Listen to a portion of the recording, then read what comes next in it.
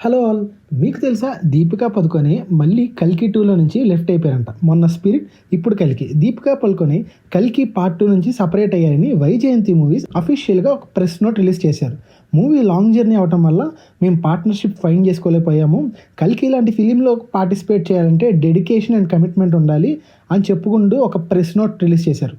And ఇంకో main reason ఏంటంటే producer దగ్గర నుంచి దీపిక అన్ప్రొఫెషనల్ డిమాండ్స్ చేస్తున్నారంట. అండ్ స్పిరిట్ మూవీ స్క్రిప్ట్ కూడా లీక్ చేశారంట. సో ఈ రీజన్స్ వల్ల దీపికని రిమూవ్ చేశారని చెప్పాలి. Once upon a time spirit మూవీకి ఇదే జరిగింది అండ్ ఇప్పుడు కల్కి మూవీకి అదే జరిగింది. కానీ ఇక్కడ కోఇన్సిడెన్స్ ఏంటంటే రెండు ప్రభాస్ అను మూవీస్ కావడం కోఇన్సిడెన్స్ అండి. ఇంకా రాజాసాబ్ అప్డేట్ అయితే మారుతి రాజాసాబ్ అప్డేట్ గురించి రెస్పాండ్ అయ్యారు.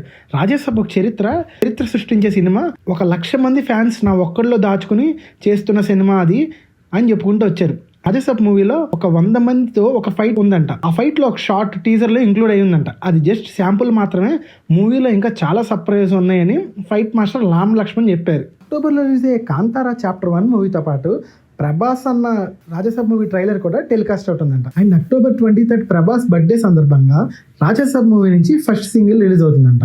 అండ్ ఈ సాంగ్ కొద్దిగా డిఫరెంట్ గా ఉండబోతుందని టీజీ విశ్వప్రసాద్ అనౌన్స్ చేశారు. That's it about the video. Thank you for watching our videos. Take care and by.